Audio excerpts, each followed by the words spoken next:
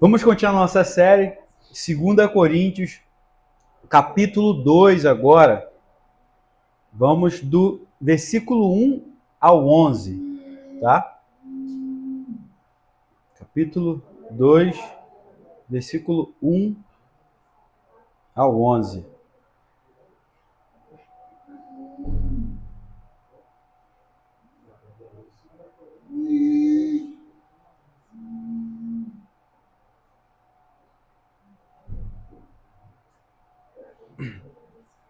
Amém? Vamos lá?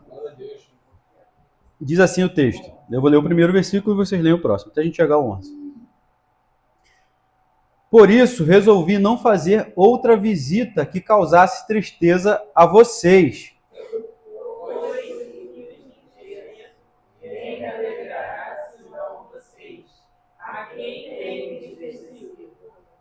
Escrevi como escrevi para que, quando eu for, não seja entristecido por aqueles que deveriam me alegrar. Estava confiante de que todos vocês compartilhariam da minha alegria. Pois eu escrevi com grande aflição e angústia de coração e com muitas lágrimas, não para entristecê-los, mas para que soubessem como é profundo o meu amor por vocês. Se alguém tem causado tristeza, não a tem causado apenas a mim, mas até certo ponto a todos vocês, sem ser demasiadamente severo. A punição que foi imposta a eles pela maioria é suficiente. Agora, ao contrário, vocês devem perdoá-lo e consolá-lo, para que ele não seja dominado por excessiva tristeza. Peço-lhes que reafirmem o amor que têm por ele.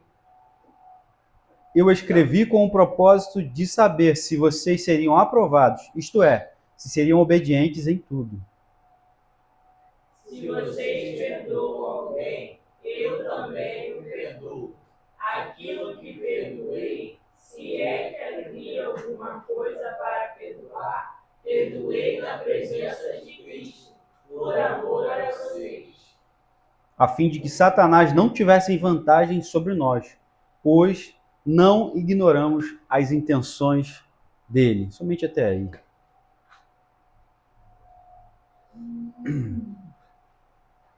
Então, no capítulo 2, Paulo está dando continuidade, né? Relatando pelo motivo de ele não ter ido, né?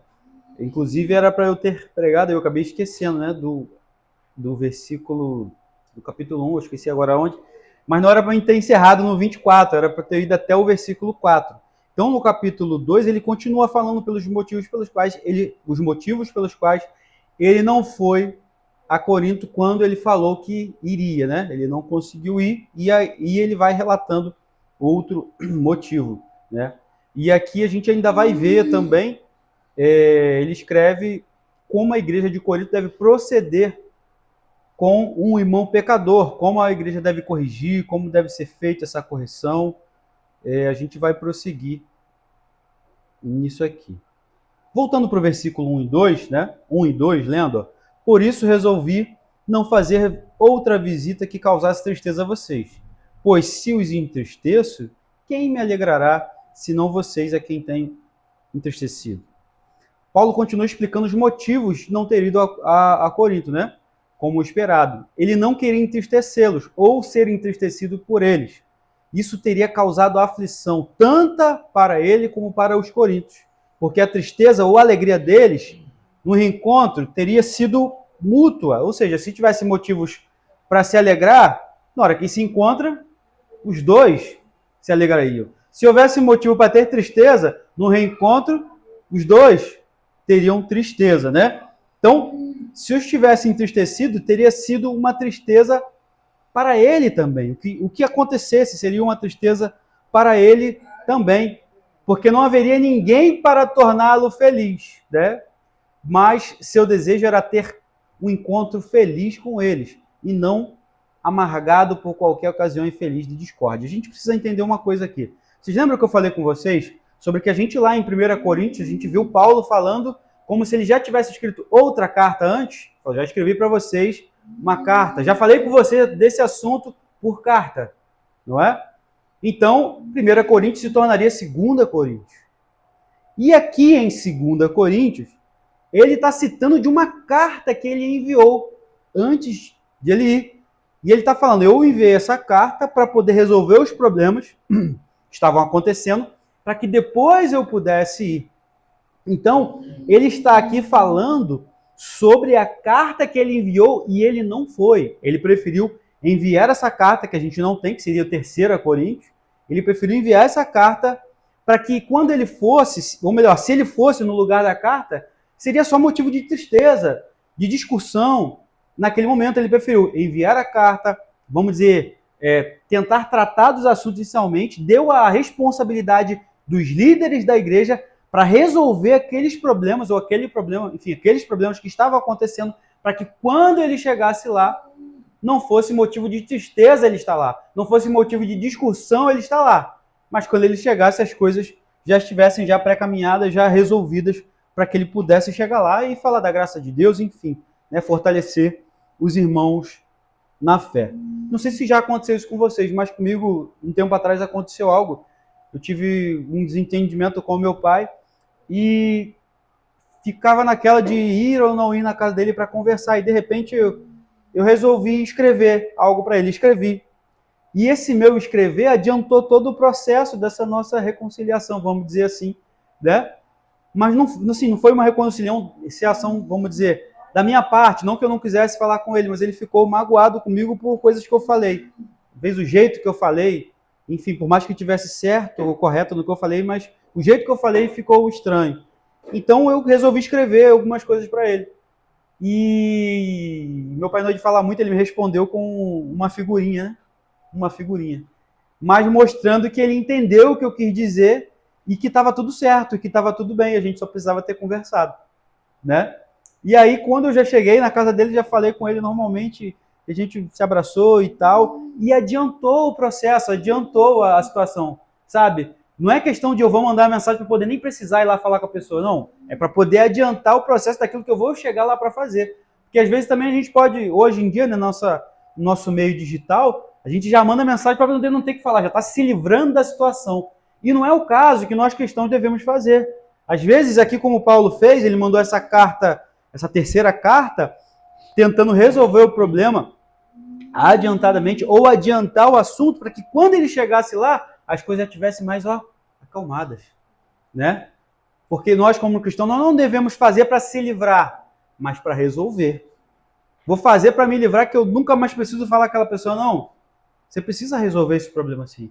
Mas uma mensagem, uma carta, como foi enviada aqui, pode ser o início de resolver um problema, né? E aí a gente começa a entender que é isso que Paulo está querendo dizer. Enviou a carta, passou a responsabilidade para os líderes da igreja na época, para começar já a resolver os problemas, para que quando ele chegasse lá, não tivesse todo esse estresse, vamos dizer, e as coisas já tivessem pré-programadas, pré-resolvidas, né? E pelo que a gente entende aqui, já estavam resolvidas, né?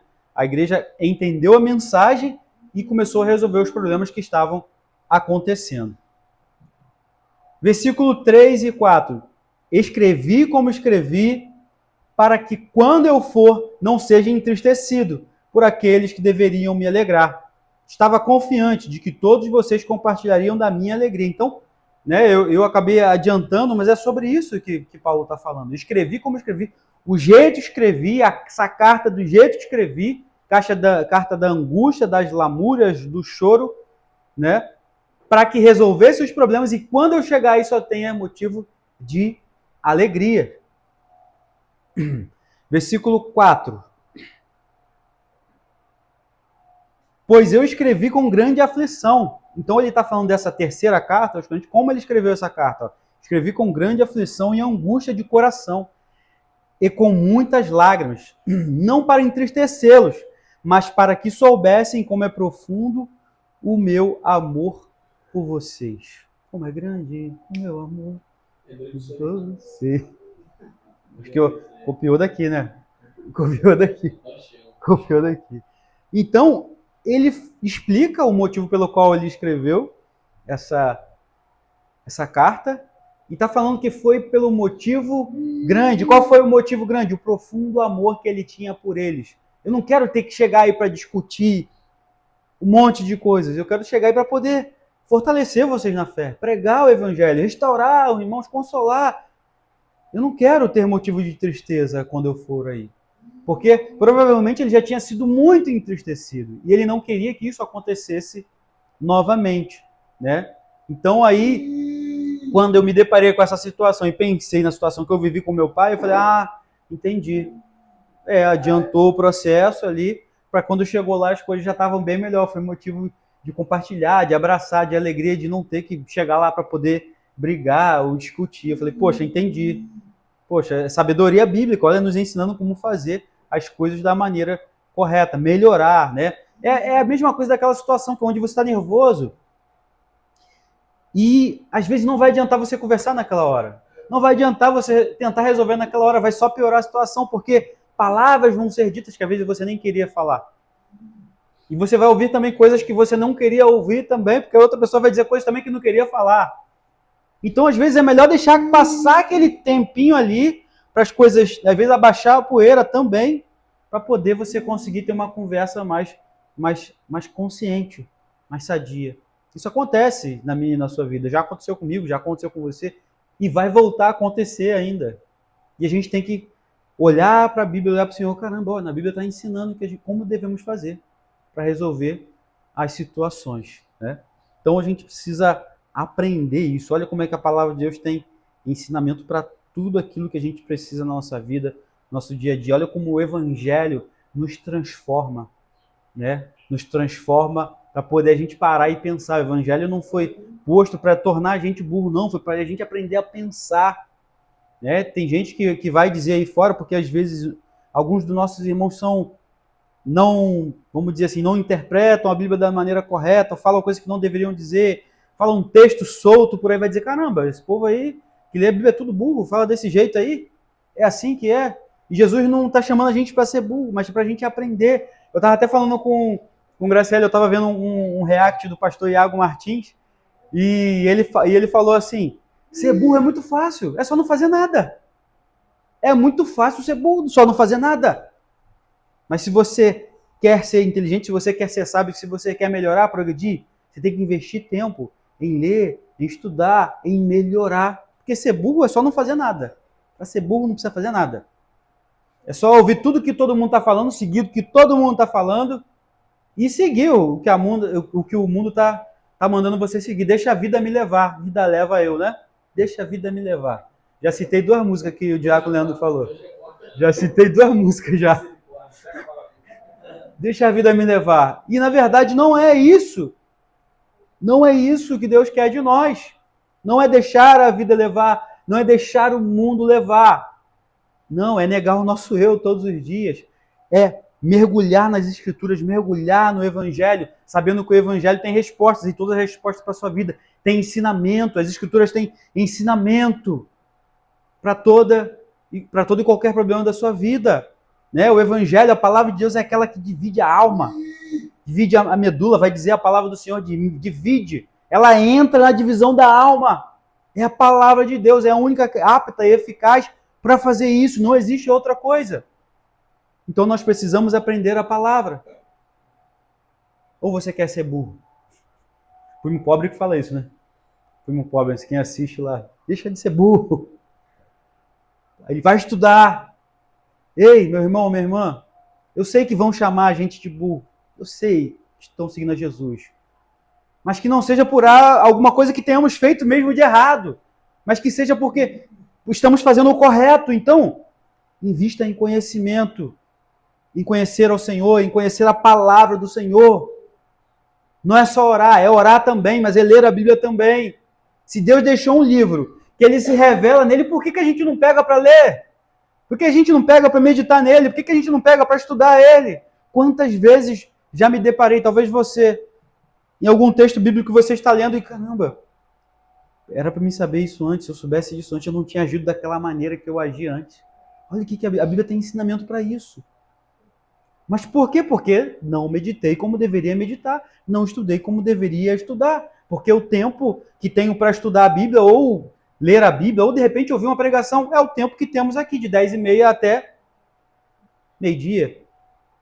Será que o nosso evangelho, ou o nosso cristianismo, o nosso tempo de cristão, está baseado apenas nesse tempo uma vez por semana? Se está, a gente tem que analisar se somos cristãos mesmo. Se é só isso aqui, a minha e a sua vida de cristão, se é só esse tempo aqui, a gente tem que parar para pensar. Parar para pensar. Viu? Um parênteses muito grande, né? Mas vamos voltar aqui. Então, no versículo 4, como eu falei, Paulo fala os motivos pelos quais escreveu, com aflição, com lágrimas. Mas é interessante que ele fala sobre o amor profundo que ele tem por eles. E aí a gente precisa lembrar, a gente precisa observar isso. Mesmo nas repreensões, advertências e atos de disciplina, os ministros de Deus, os pastores, os líderes, os pais, não importa quem seja, se você exerce alguma função de liderança, tem que mostrar amor na sua casa, na sua família, na igreja, aonde você estiver. Os líderes precisam disciplinar com amor. A crítica necessária e o exercício da disciplina da igreja para com os ofensores são uma tristeza para os pastores. Ou seja, criticar, corrigir, admoestar, chamar atenção, tanto na igreja quanto na sua casa, não é motivo de alegria. Eu tenho certeza, até que me prove o contrário, que não existe motivo nenhum de alegria em quem serve a Deus de corrigir alguém. Não existe motivo nenhum de alegria de um pai corrigir um filho. Porque se você está corrigindo foi porque ele fez algo errado. Não deve existir alegria em meu e no seu coração no momento da correção. Pelo contrário, você corrige com tristeza. Porque a pessoa fez algo errado. Vai trazer um problema ali, como o Paulo falou, não queria ficar entristecido. Você acaba ficando entristecido. A pessoa que você está corrigindo, seu filho, não importa quem, fica entristecido e todo mundo fica entristecido. É motivo de alegria o momento da correção? Nenhum momento de alegria. Não é momento de alegria. Não é. Você descobrir o erro de alguém não é motivo. Desculpa. Não é. Não deve ser. Se o Espírito Santo habita em você, não deve ser. Não deve ser. Pelo contrário, é momento de tristeza. É momento de tristeza, porque a pessoa pela qual você está corrigindo está fazendo uma coisa errada. E você está ficando mal também porque é aquela situação, porque está vendo a pessoa fazendo errado e você tem que corrigir e o clima não fica bom. Então, não deve ser motivo de alegria esse momento de correção, mas é necessário.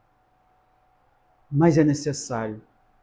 Talvez, aí a gente vai pensar assim, poxa, então eu vou deixar para lá, não vou mais corrigir não, para poder não causar momentos de tristeza. Aí também a gente está errando, porque é necessário ter correção. A gente se sente mal naquela hora, mas depois vai passar. Como diz lá em Hebreus, às vezes a correção não é. Aí, o Espírito Santo lembrando aí. Ó, Deus está falando aí, ó. Vendo? A igreja não fica todo mundo falando em línguas, está achando que a igreja está fria, Deus, o Espírito Santo não fala com o pastor, logo que o pastor não entrega a profecia, né? Interpretando línguas aí, ó. Nenhuma disciplina parece motivo de alegria no momento em que é recebida, mas sim motivo de tristeza.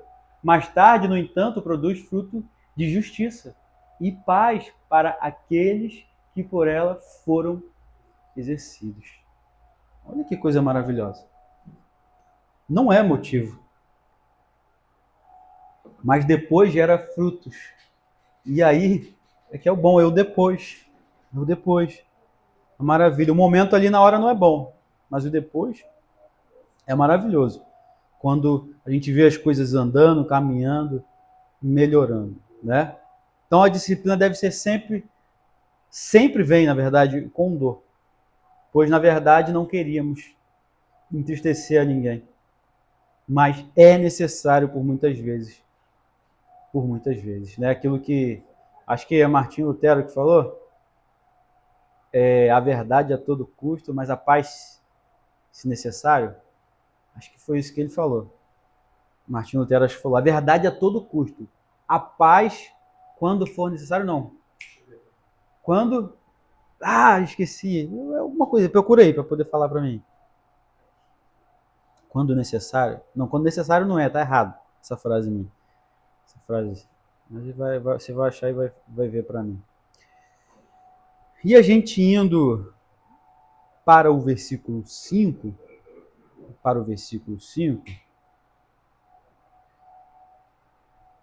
aí vai dizer assim: se alguém tem causado tristeza, não o tem causado apenas a mim. É o contrário, fala aí como é que é. A paz possível, mas a verdade a qualquer preço. A paz, se possível, mas a verdade a qualquer preço. Isso. Mas a verdade sempre tem que ser dita. A verdade sempre tem que ser dita. A paz, se possível, mas a verdade a qualquer preço. A verdade sempre tem que ser dita. Nem sempre você vai ter paz porque você está trazendo uma verdade. Nem sempre. Nem sempre. Então vamos lá. Voltando para o versículo 5. Se alguém tem causado tristeza, não tem causado apenas a mim, mas, até certo ponto, a todos vocês, sem ser demasiadamente severo. Este versículo enfatiza que a razão pela qual Paulo estava preocupado a respeito do pecado desses homens não era simplesmente corrigir uma injúria que esse homem pecador, essa pessoa lá, ele estava corrigindo, vamos dizer, vai corrigir o pecado de alguém. Deixa eu abrir um parênteses aqui rapidinho. Existem duas interpretações sobre esse texto, sobre que pecado e sobre que pessoa estava sendo corrigida aqui, sobre quem Paulo estava falando. Ele não diz quem é. Não diz que pecado ele cometeu, mas diz que existia uma pessoa que precisava ser corrigida e foi corrigida. Alguns vão dizer que poderia ser aquele homem que é citado, se eu não me engano, no 1 Coríntios capítulo 1, que estava dormindo com a mulher do seu pai, estava se relacionando com a mulher do seu pai, com a sua madrasta. E outros vão dizer, outra interpretação, de que era um homem que foi influenciado pelos falsos apóstolos, estavam denegrindo a imagem do apóstolo Paulo, né, querendo retirar a sua autoridade, dizendo que ele não tinha autoridade, que ele não era apóstolo de Cristo, entre outras situações. Então, existem essas duas situações. Como eu não tenho certeza de nenhuma das duas, e as pessoas também não têm, eu prefiro tratar só sobre o ponto de dar disciplina a um irmão, entendeu? Eu vou entrar só nesse ponto, tá? Como deve ser disciplinado um irmão. Se ele não tratou aqui qual foi o motivo, a gente vai tentar falar sobre como o irmão deve ser disciplinado, ok? Então, voltando aqui. Então, Paulo está tratando aqui sobre a questão da disciplina a um irmão. Ele não está simplesmente falando sobre uma injúria que ele sofreu, né? Mas ele está falando que esse homem causou algo que entristeceu toda a igreja. Não foi isso que a gente leu no versículo 5? Ó, se alguém tem causado tristeza, não a tem apenas a mim, mas até certo ponto a todos vocês. Ele está falando, e não estou sendo nem tão severo, estou querendo dizer que isso aconteceu mesmo. Entristeceu a mim e a toda a igreja. Não estou sendo exagerado não, tá? Em outras palavras. Isso aconteceu mesmo. E é por isso que eu preciso falar sobre esse assunto. E foi por isso que eu mandei a carta do jeito que mandei. Porque aí a gente tem que entender o seguinte. Ele está falando sobre um assunto que ele falou na carta anterior. Naquela carta anterior que a gente não tem, provavelmente ele cita o nome da pessoa, cita o que ela cometeu e outras coisas mais e como deveria corrigir essa pessoa. Né? E qual foi o pecado, enfim, a gente não tem essas informações, mas vamos tratar com as que tem, vamos trabalhar com o que a gente tem. Então, mais do que corrigir uma injúria pessoal, Paulo mostra que quando é uma questão onde toca toda a igreja na autoridade de Jesus, naquilo que Jesus estabeleceu, essa questão deve ser tratada seriamente e consertada o quanto antes, pois afeta a vida da igreja. Então, nós precisamos nos reunir como igreja e trazer punições, sim, quando necessário para algum irmão, para alguma irmã da igreja. Sim, devemos fazer isso juntos, mas, em primeiro lugar, em amor. Só que a punição é necessária. Sabe, o choque inicial é necessário para que a pessoa, sabe, acorda. Às vezes a pessoa está indo, você, acorda, para, não está vendo o que está acontecendo? Olha o que está diante de você, para, né? Às vezes a gente está lá igual vamos dizer assim, a gente vai fazer igual a mula de Balaão, que grita para Balaão, para Balaão, Tá vendo ali que tem um anjo no caminho, uma espada? Às vezes Deus quer usar a gente assim, igual a mula de Balaão. Lá, acontece isso. Porque às vezes Balaão está só focado em fazer o que ele quer fazer, o que o mundo mandou ele fazer. No caso ali, Balaque, né? Balaque ou Baraque? Sempre com Balaque, né? Pagou ele para fazer, para amaldiçoar o povo de Israel. Então, às vezes, o mundo está mandando a pessoa fazer algo e a pessoa está indo naquele pecado e você, às vezes, tem que parar e gritar para ela voltar e olhar, chamar a atenção. E vai ser traumático. E vai ser, né? Algo assim na hora que você, caramba, o que aconteceu, né? Mas é necessário corrigir, é necessário chamar a atenção. E quem sabe assim a pessoa se arrependa do que está fazendo e aí queira voltar. Não, conheço não. Vamos lá, volta aqui, gente. Então, vamos lá. Aí no versículo 6 é o que ele vai dizer. A punição que foi imposta a este, tá falando dessa pessoa, tá? A este, pela maioria é suficiente. Ele não diz nem qual foi a punição. Ele não dá muitos detalhes aqui daquilo que ele já falou na carta anterior. Então a punição que foi imposta a este irmão, vamos dizer assim, pela maioria é suficiente. Então não fica claro qual foi a punição que a igreja deu a este homem, mas fica claro que foi suficiente aos olhos do apóstolo Paulo. A gente já entendeu isso. Versículo 7. Agora, ao contrário, vocês devem perdoá-lo e consolá-lo, para que ele não seja dominado por excessiva tristeza. Então, já corrigiu? Ele já se arrependeu? Já entendeu? Ele já entendeu, aquela pessoa entendeu que o que ela fez está errado? Agora você vai fazer o quê? Continuar excluindo essa pessoa do seu convívio? Continuar afastando essa pessoa? O que Paulo ensina a fazer aqui? Perdoá-lo, consolá-lo, para que a tristeza não venha dominar essa pessoa. Então Paulo mostra que se de fato o homem entendeu a gravidade do seu erro, se ele estava arrependido, agora era hora de acolher esse irmão, pois a punição que lhe foi imposta foi suficiente para gerar nele arrependimento.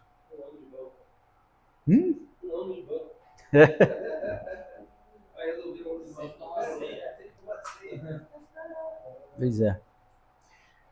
Aí ele vai continuar, versículo 8. Portanto, peço-lhes que reafirmem o amor que tem por ele. Olha só, não é só corrigir, é mostrar o quanto ama. Se arrependeu, por que vai ficar acusando a pessoa se a pessoa se arrependeu?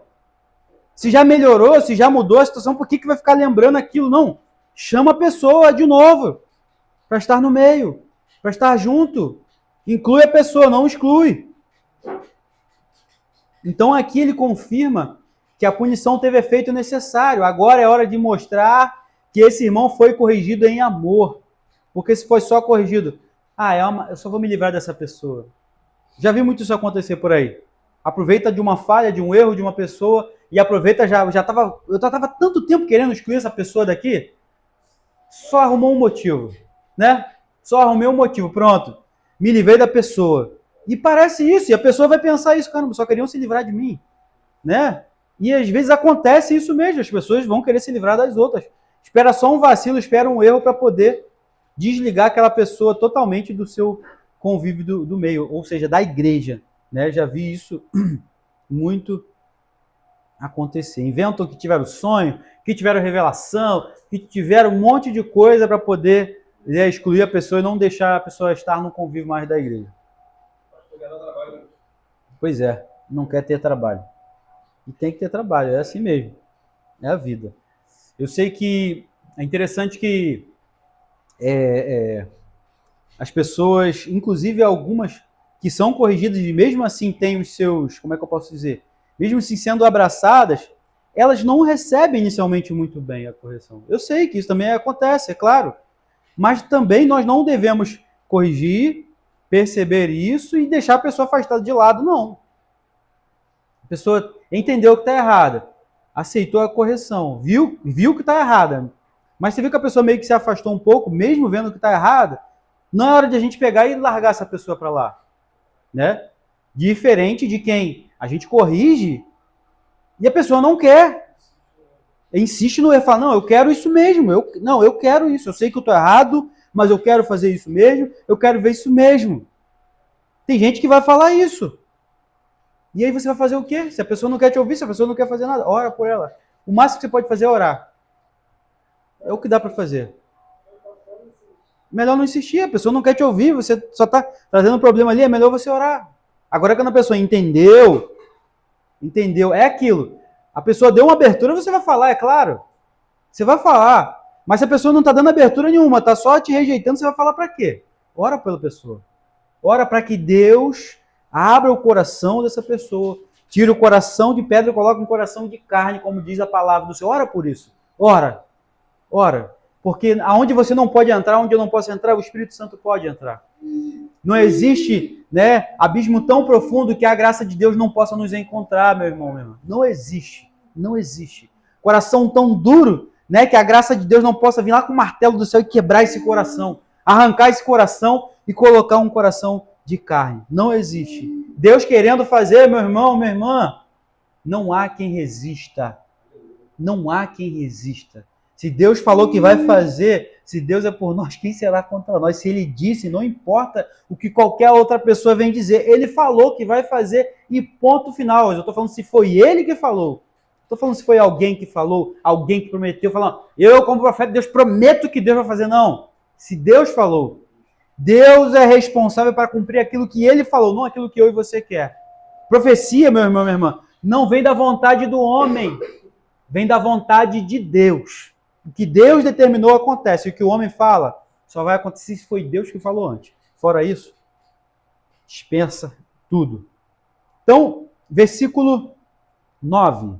Eu escrevi com o propósito de saber se vocês seriam aprovados. Isto é, se seriam obedientes em tudo. Então, Paulo escreveu a carta anterior, vamos dizer, o 3 Coríntios, com a intenção de corrigir esse problema com relação ao pecado desse irmão, né, que tinha chegado diante dele antes de que ele viesse, antes que ele voltasse para a igreja, né, para que quando ele chegasse lá, ele não ficasse entristecido. Então, eles foram obedientes. A gente entendeu aqui que eles corrigiram, teve o resultado necessário a ponto do Paulo falar agora para poder restaurar esse irmão para a comunhão, para junto deles, não é isso? Então eles foram obedientes em relação às suas instruções de repreender o irmão que pecou, e agora Paulo quer que eles concordem com o seu desejo de restaurar essa pessoa à comunhão, né? Porque a pessoa, pelo que a gente entende aqui, mostrou que está arrependido. Versículo 10. Se vocês perdoam alguém, eu também perdoo. Aquilo que perdoei, se é que havia alguma coisa para perdoar. Perdoei na presença de Cristo, por amor a vocês. Então ele menciona a sua prontidão em perdoar o penitente. E concorda com eles nessa questão. E isso ele faria por amor a eles e para o proveito deles e por amor a Cristo, ou no nome de Cristo, como seu apóstolo, em quem está a doutrina de Deus. Então, ele fala para poder, que ele perdoaria, estava pronto a perdoar, porque Jesus ensinou ele assim como Paulo, quando se converte a Cristo, ele se depara com Jesus ele no caminho de Damasco, não é isso? E logo depois, ele percebe que ele recebe o perdão de Deus, ele fala assim, nós devemos perdoar, porque se alguém está arrependido, assim como Cristo me perdoou, eu devo perdoar essa pessoa também. Ele aprendeu isso. Não tem que ficar na lenga-lenga, sabe? Ficar jogando toda hora na cara, jogando na cara toda hora. Imagina, agora presta atenção, abrindo um parênteses aqui dentro disso. Se Jesus fosse como nós somos muitas vezes em nossos relacionamentos. Toda hora, você não fala a palavra, mas você lembra do assunto só para a pessoa se ligar. Toda hora fica jogando indireta, jogando e falando e lembrando e jogando na cara toda hora. Imagina se Jesus pega a lista dos nossos pecados e joga na nossa cara. Imagina. Hã? E ele é o único que pode. Ele é o único que pode fazer isso, né? Quando aquela mulher estava para ser apedrejada lá, Jesus fala, quem não tem pecado, atira a primeira pedra nela. Todo mundo foi embora. O único que podia apedrejar não apedrejou, que era Jesus. Ele perdoou. Ele é o único que pode fazer se ele quiser. Mas ele é misericordioso. Ele ensina a gente a ser misericordioso para com o outro. Misericórdia é você se coloca no lugar do outro. E não dar ao outro o que o outro merece. Misericórdia. Graças a Deus por Jesus Cristo. Graças a Deus. Graças a Deus. Graças a Deus. Graças a Deus por isso. Então, Paulo fala que perdoou. E perdoaria, assim como Cristo perdoou a ele, assim como ele aprendeu a ser perdoado, assim como ele aprendeu no Evangelho. Não tinha motivo para poder rejeitar essa pessoa e não deixar essa pessoa voltar à comunhão, voltar ao convívio da igreja se ela tinha se arrependido. Versículo 11, ele cita outro motivo pelo qual deveria perdoar também. Olha que motivo também importante. A fim de que Satanás não tivesse vantagem sobre nós, pois não ignoramos as intenções dele. Então, no versículo 11, ele apresenta outra razão convincente para os irmãos perdoarem esse irmão, para que Satanás não tivesse vantagem sobre nós. Com relação à correção de um irmão, devemos ser cautelosos, devemos agir com amor, devemos agir com sabedoria, assim como a Bíblia nos ensina. Mais tarde também, o que devemos pensar?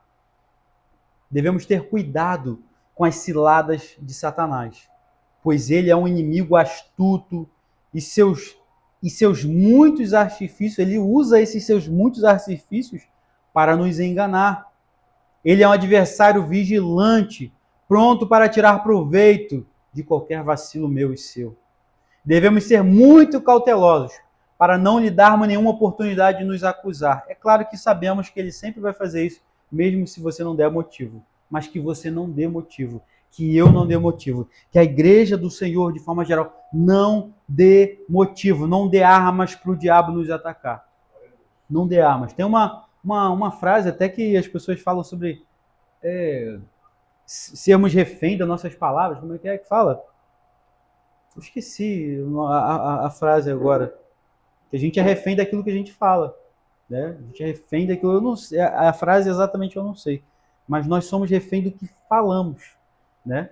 Se você fala uma coisa, provavelmente é o que as pessoas vão usar contra você. É o tipo, a questão da semeadura. Você é livre para semear o que quiser, mas você não é livre para escolher colher o que quer, mas você só vai escolher o que você plantou. Só vai colher o que plantou. Plantei tomate, quero colher alface, agora eu quero colher alface. Não vai colher tomate. A gente é livre para plantar o que quiser. Só que você vai colher exatamente o que plantou, né? Então, aí está como nós devemos fazer essa correção ao irmão que está em pecado na igreja. Nós vimos aqui o processo, né, de forma resumida, como o apóstolo Paulo vai nos ensinando. Tem que falar a verdade, é dolorido no início, mas vai trazer frutos dignos. Se corrigiu, houve arrependimento, agora ama, abraça, consola, traz de volta ao convívio. Assim nós devemos fazer como igreja do Senhor. Amém? Então ficamos aqui. Aplauda o Senhor nessa hora. Aplauda Jesus. Glória a Deus. Ficamos por aqui nessa palavra. E aí eu parei no versículo 11. E aí domingo que vem vamos dar prosseguimento. Próximo versículo 12. Do 12 ao 17.